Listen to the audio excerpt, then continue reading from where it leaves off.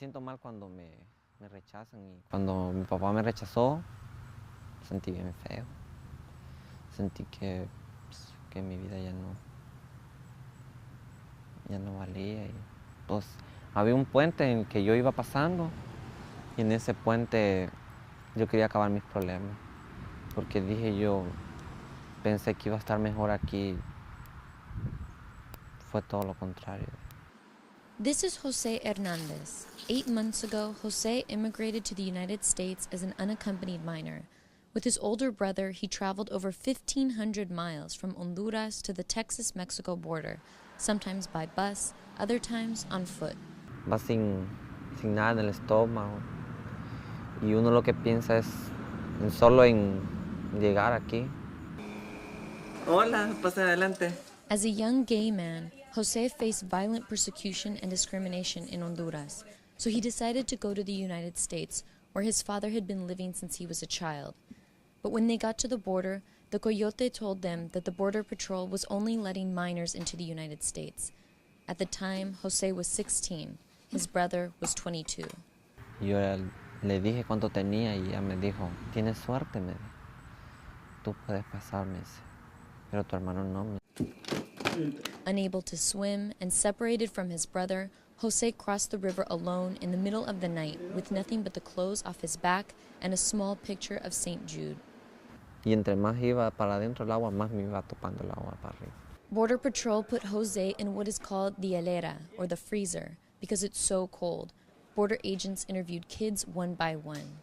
Cuando estuve ya preso, yo dije que yo era gay, que yo había venido por maltrato de allá y humillaciones, amenazas de gente que, como no quieren a los gays, los matan, los violan. And then the paperwork started. Que uno ni sabe lo que firma, pero uno firma. Por ejemplo, yo cuando firmé, yo firmaba, pero no sabía ni lo que firmaba. Jose was asked for an address where his court papers could be sent and shipped off to Atlanta to live with his father. But soon, his family in the U.S. found out he was gay and kicked him out of the house.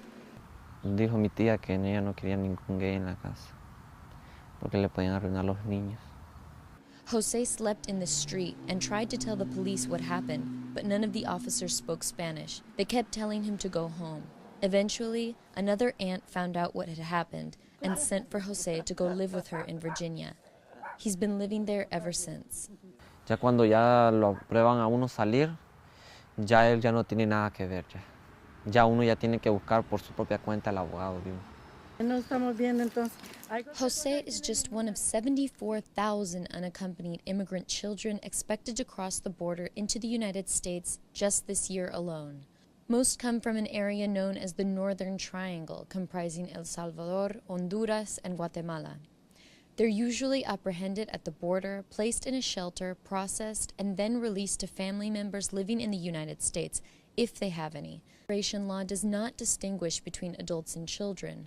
Once released from Health and Human Services, children are expected to manage their own deportation cases and present arguments for why they should stay in the country. It's your obligation as the person in deportation proceedings, whether you're a child or an adult, to prove that you have a claim to be here in the United States.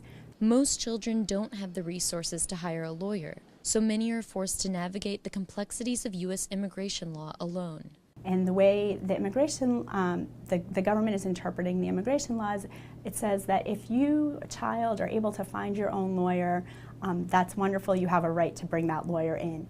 But if you're not able to find a lawyer on your own, we're going to proceed with the case without a lawyer. Under the UN Convention relating to the status of refugees, the U.S. government is unable to send back any individual who faces persecution in their home country. But most children don't know if they qualify for protection. Some of them, many of the more recent arrivals, are fleeing horrible violence in their home countries and have protection claims under our asylum laws. And it's their burden to try to make out that claim and to bring evidence in and to make legal arguments. The reality is that without a lawyer, that's impossible for a child to do on his or her own. Less than 10% of children who go before an immigration judge without counsel win their cases. Since July, the Obama administration has pledged $9 million in legal aid to child immigrants. But with over 60,000 children arrived since last October, experts say these efforts aren't enough to provide them with the full and fair trials they deserve.